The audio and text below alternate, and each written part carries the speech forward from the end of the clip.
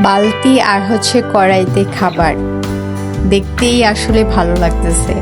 ওদের খাবারের পরিবেশনটাই হচ্ছে একদম ভিন্ন রকম।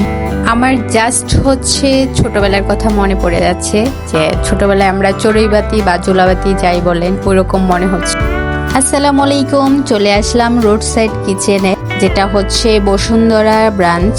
যদিও রোড সাইড কিচেনের অনেকগুলো ব্রাঞ্চ, আর ওদের খাবারের মেনুগুলো হচ্ছে অন্যরকম। এই পর্যন্ত অনেক ভিডিও দেখেছি, আর খুব পপুলার একটা প্লেস। যাওয়া হয় নাই কোনো দিন, ভাবলাম যে একটু ঘুরে আসি। রেস্টুরেন্টের ইন্টেরিয়র ডিজাইন অনেক সুন্দর, আর ওরা হচ্ছে এত মিরর দিয়েছে, আর আমার মতো যারা মিররে সেলফি তুলতে খুব পছন্দ করে তাদের জন্য পারফেক্ট একটা প্লেস। আর আমি তো একটু মিরর দেখলে দাঁড়ায় পড়ি ছবি তোলার জন্য। তো আমরা হচ্ছে প্রথমেই এসে আগে দোতলায় চলে গেছি, কারণ হচ্ছে আমরা আরাম করে এসির বাতাসে ঠান্ডা হয়ে খাবো।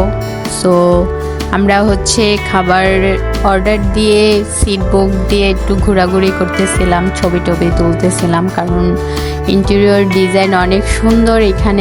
আর ওদের রুফটপটাও বেশ সুন্দর। এতদিন তো ভিডিও দেখে আসছি, আজকে নিজের চোখেই দেখতেছি। তো এইখানে আসলে গরমে বসে খাওয়া যাবে না, ঘোরাঘুরি তো করা যাবে। তো আমি একটু সুন্দর ঘুরতেছিলাম, রুফটপে ছবি তোলার ভিউটাই অন্যরকম আসতেছিল। আর এইখান থেকে যমুনা ফিউচার পার্কের ভিউটাও খুব ভালো লাগতেছিল। কম টাকায় দুবাই একটা ফিল আসতেছে না, কি বলেন?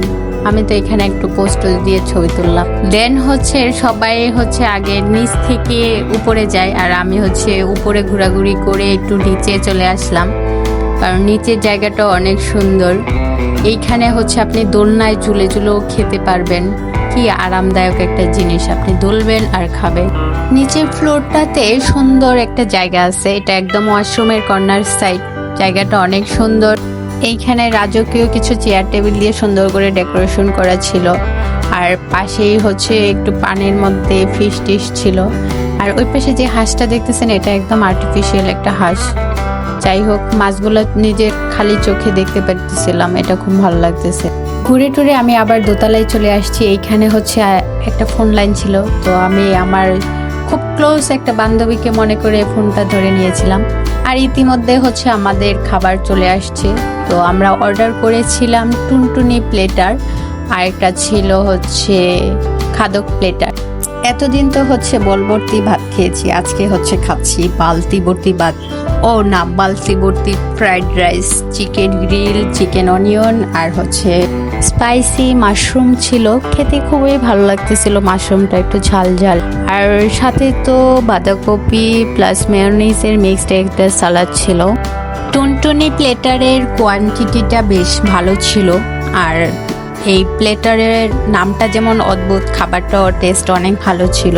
টুনটুনি প্লেটারে দু ধরনের রাইস ছিল, একটা ছিল নর্মালি ফ্রাইড রাইস, আর একটা ছিল আচারি মিক্সড করা মেবি, যেটাকে আচারি ফ্রাইড রাইস বলে। আর সাথে তো হচ্ছে চিকেন চিলি অনিয়ন, চিকেন মশলা, আর স্মোকি চিকেন বা হচ্ছে চিকেন গ্রিল যাই বলেন, সাথে সালাদ তো ছিল।